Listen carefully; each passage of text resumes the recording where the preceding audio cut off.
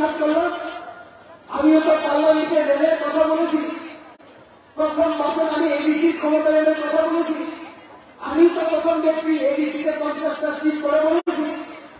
আমি তো প্রথম ব্যক্তি নির্মলা সীতারমণের কাছে গেছি, এডিসিকে টাকা দেওয়ার জন্য বললাম, চিঠি দিলাম।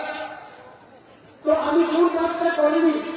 কত বড় ওই যে সেন্ট্রাল সিবিএসই স্কুলে কত বড় পাখির কোন সুযোগ ছিল না। আমি যখন পার্লামেন্টে দাঁড়িয়ে কথা বললাম, এখন কত বড়কে সিবিএসই করার সুযোগ হয়ে গেল। এই কাজটা তো আরো অনেক আগে আমাদের রাজ পরিবার থেকেও একটু হয়েছিলেন। আপনারা জানেন বিক্রম কিশোর দেব বর্মন, দশরথ দেব বর্মা থেকে শুরু করে বাসুবান বাবু, আমার জিতেন্দ্র বাবু, তারাও তো বলতে পারতেন, কিন্তু কেন বলেন? আমি তো প্রথম ব্যক্তি যে কথা বলেছি, তাহলে জিজ্ঞাসা দিয়েছি আমি কি করে? আমি পর্যটনের কথা বলি, একলব্য বিদ্যালয়ের কথা বলি, সেন্ট্রাল স্কুলের কথা বলি, সৈনিক বিদ্যালয়ের কথা বলেছি, মেডিকেল কলেজের কথা বলেছি, তাহলে আমি জিজ্ঞাসা বিরোধী? আর যারা জিজ্ঞাসার কথা বলে চিনি শাসন করে, অথচ এখন দেখছি চিন্তা মাথাতে বাঙালিরাও যোগদান করতে পারে, মুসলিমরাও যোগদান করতে পারে। আবার সে আন্দোলন ময়দানে স্লোগান তুলে এমপি কালো চশমা করে বসে থাকে। আমি কালো চশমা করে বসে থাকি, কালো চশমা তো সবাই করে, কিন্তু কাজটা করি আমরা। আন্দোলন করতে হবে, নরেন্দ্র মোদী দিয়ে দেয়। তাহলে তাদের কি বক্তব্য? ভরসা যে 10 তারিখ নির্বাচন ইলেকশন যে দিন যাবে না, 11 তারিখ থেকে গ্রেটার ত্রিপুরায় নিয়ে যাবে বিল পাস নয়। প্রদ্যুৎজি যে মহানি বলে जब समस्या था ग्रेटर ত্রিপুরা का बिल लेट का बिल पास हो गया। तब के अगर हम घंटे में पड़े तब कैसा को ना समस्या में से बिल पास कर दिया। पहले और हो गई ग्रेटर त्रिपुरा ना ত্রিপুরা नवा ना ग्रेटर ত্রিপুরা बरमी होना है। पहले भाषण में तब के ग्रेटर ত্রিপুরা में কোনো कौशल लिया। এখন একটাই কথা বলে লাস্ট ফাইট গ্রেটার ত্রিপুরার কথা এখন বলে থাকি। এখন বলে গ্রেটার ত্রিপুরা আমাদের এমএলএ করতে হবে, সরকার করতে হবে। আমরা তো দেখেছি আইসিপিকে যে সরকার সেখানে করে পার্টিটা ব্লক চেয়ারম্যানই বলে আন্দোলন কিন্তু বন্ধুকে কাম করি। ঠিক এই আইসিপি মাথার বিরুদ্ধে অভিযোগ কি? ভারতের auditor general government of India যে ব্যক্তিকে আমাদের রাষ্ট্রপতি মনোনীত করেন সাংবিধানিক পদ, এই ব্যক্তি অডিটর জেনারেল আমাদের রাজ্যপালকে চিঠি লিখেছেন। কি অভিযোগ? এডিসিতে টাকা পয়সার হিসাব নেই, এডিসিতে অডিট হয় না, এডিসির মধ্যে কোন নিয়ম শৃঙ্খলা নেই, আর্থিক শৃঙ্খলা নেই।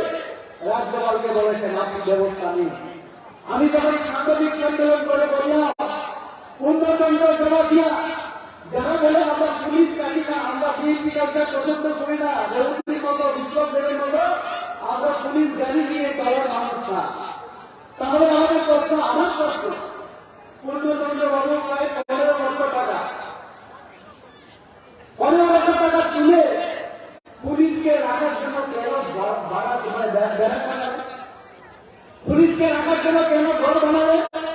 গ্রামবাসীরা আমাদের বলছেন পুলিশ তো থাকে না, সেখানে পূর্ণচন্দ্র বাবু থাকার ব্যবস্থা কেবল আমাদের সঙ্গে ধোকা এবং অনেক নিয়ে 12 থেকে 13-14 লক্ষ টাকা তুলে নিয়ে নিজেদের বাড়িঘর বানাচ্ছে। আমার এলাকার এমএলএ থেকে রাজেশ ত্রিপুরা সে তো সাংবাদিকদের সামনে একটা লিখিতভাবে ডিজির কাছে চিঠি লিখেছে আমার পুলিশের দরকার নেই, আমি নেব না।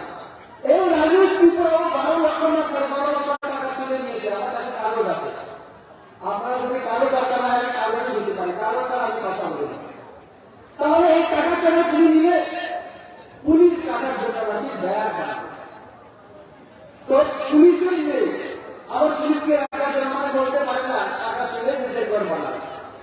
এই হচ্ছে গ্রেটার ত্রিপুরার স্বপ্ন দেখার লোক। তাদের কিছু হবে না। এডিসি 1.5 বছর আমাদের সরকার বলি আমরা 2 বছর মানুষকে বিনামূল্যে রেশন দিয়েছি, তারা 2 মাস আমাদের জনজাতি এলাকায় রেশনের ব্যবস্থা করুন, জলের ব্যবস্থা করুন না। হাইবাই জল, হাইবাই নয়, হাইবাই জল, যত নগর নল গঙ্গায় 3 মান জল জীবন মিশন, যত গ্রাম এলাকা জনজাতি এলাকা ওই এলাকা 3 ব্যবস্থা করে গ্রহণের কোনো কিছু করেছে। আর সিপিএম মাঝে মতো জনজাতি বন্ধু জিনিসে আলাদা স্বাধীনতা নিয়ে 75 বছর করে সে উপজাতি নেই। তো আমরা কোন জাতির উপজাতি? যিনি সরকার ফাইনালি করে সে জনজাতি সম্মান। আজকে 19টা জনজাতি সম্প্রদায়, আজকে তামিল সম্প্রদায়। আমি নিজে পার্লামেন্টে কথা বলেছি, আমাদের বর্তমান মুখ্যমন্ত্রী ডক্টর মানিক সাহাজি সেই সময় আমাদের রাজ্যসভায় এমপি, আমরা দুজন মানে উনি রাজ্যসভায়, আমি লোকসভায় আমরা কথা বলেছি। দামন কমিউনিটি এতদিন অবহেলিত ছিল, আমরা তাদেরকে সম্মান দিয়েছি। আজকে জনজাতি লিস্টের মধ্যে তাদেরকে আমরা অন্তর্ভুক্ত করেছি। এই 3.5 বছরে পুরো আমার ত্রিপুরা রাজ্যের সব অংশের জাতি ধর্ম মানুষের জন্য সব বিষয়ের উপরে আমি 335টা কাজ করেছি। আপনারা আমার ফেসবুকের মধ্যে গিয়ে দেখতে পারেন, সেখানে আমি একটা লিঙ্ক অলরেডি আমি শেয়ার করে রেখেছি। আপনারা সেখানে ক্লিক করলে আমার সেখানে পার্লামেন্টের সদস্যরা পুরো আসবে, কত তারিখে কোন কথা আমি বলেছি পার্লামেন্টে, সেখানে কিছু ভিডিও আছে, কিছু লেখা আছে, আপনারা পাবেন। আমি কতদিন অ্যাটেন্ডেন্স, আমার উপস্থিতি সব কিছু পেয়ে যাবে। আজকে চুরি করার কোনো সুযোগ নেই, আমাদের মিথ্যা কথা বলার সুযোগ নেই, কারণ সব কিছু অনলাইন। তাদের অনেক রাত মানে সন্ধ্যা হয়ে গেছে, আপনারা অনেকে ফিরবেন। আমার একটাই অনুরোধ, আগামী 27 তারিখ থেকে, আজকে আমাদের 23 তারিখ, ফাইনাল 27 তারিখ, আগামী 27 তারিখ থেকে বিজেপি আরেকটা কর্মসূচি হাতে নিয়েছি। আমরা ঘর ঘর অভিযান, আমরা প্রত্যেক বাড়িতে আমরা বিজেপি কর্মীরা আমরা যাবো। আমাদের এখানকার যারা নেতৃত্বরা সবাই যাবেন, সবাই বুঝে যাবে, গিয়ে আমরা অনেকটা মানে কতগুলি কাজ আমরা করবো।